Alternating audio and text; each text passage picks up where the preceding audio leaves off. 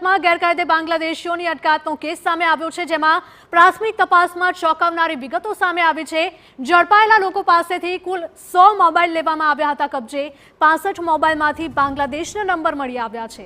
ઘૂસણખોરો બાંગ્લાદેશ સાથે સીધા જ સંપર્કમાં હોવાનો ઘટસ્ફોટ થયો છે। તપાસમાં આધાર કાર્ડ, પાન કાર્ડ સહિતના દસ્તાવેજ પણ મળી આવ્યા છે। ઘૂસણખોરી કરી બોગસ ડોક્યુમેન્ટ્સ બનાવ્યાની પોલીસને શંકા છે। ઝડપાયેલા બાંગ્લાદેશીઓ પર નજર રાખવા માટે રાઉન્ડ ધ ક્લોક 100 જવાનોને તૈનાત કરવામાં આવ્યા છે।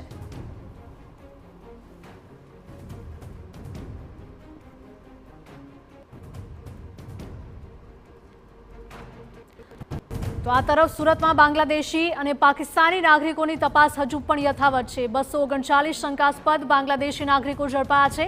તમામ બાંગ્લાદેશી નાગરિકોની ઊંડાણપૂર્વક તપાસ કરવામાં આવી રહી છે। તો વિવિધ પોલીસ મથક વિસ્તારોમાં જિલ્લા પોલીસ દ્વારા તપાસ કરાઈ રહી છે।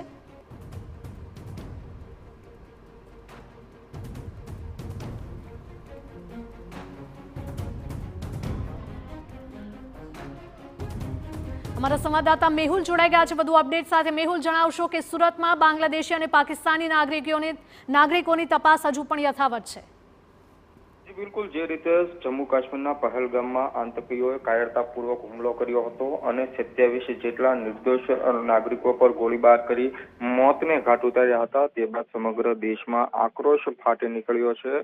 ભારત સરકાર દ્વારા આદેશ કરવામાં આવ્યા છે કે દરેક રાજ્યમાં જે પણ ગેરકાયદેસર રીતે વિદેશી લોકો વસવાટ કરતા હોય તેઓ વિરુદ્ધ કવાયત હાથ ધરવામાં આવે, કડક કાર્યવાહી કરવામાં આવે। જેના ભાગરૂપે સુરત ગ્રામ્ય પોલીસ વડા હિતેશ જોયસરના માર્ગદર્શન હેઠળ સુરત ગ્રામ્ય પોલીસ હરકતમાં આવી હતી। છેલ્લા 2 દિવસથી સુરત ગ્રામ્ય પોલીસ દ્વારા સર્ચ ઓપરેશન હાથ ધરવામાં આવી રહ્યું છે અને સુરતના કામરેજ, કોસંબા, કેમ, ઓલપાડ તેમજ જે પલસાણા, કડોદરા સહિતનો વિસ્તાર છે ત્યાંથી બાંગ્લાદેશીઓને ઝડપી લેવામાં આવી રહ્યા છે। ત્યારે સુરત ગ્રામ્ય પોલીસ દ્વારા સત્તાવાર 239 જેટલા શંકાસ્પદ બાંગ્લાદેશીઓને ઝડપ્યા હોવાનું જણાવવામાં આવી રહ્યું છે। આ લોકો વિરુદ્ધ હાલ ઊંડાણપૂર્વક પૂછપરછ હાથ ધરવામાં આવી રહી છે અને તેઓના દેશ મોકલવા માટેની તજવીજ હાથ ધરવામાં આવશે। જી બિલકુલ મેહુલ, માહિતી બદલ આપનો આભાર। તો ગ્રામ્ય પોલીસની એલસીબી, એસઓજી મળીને કુલ 4 જેટલી ટીમ તપાસમાં જોતરાઈ છે।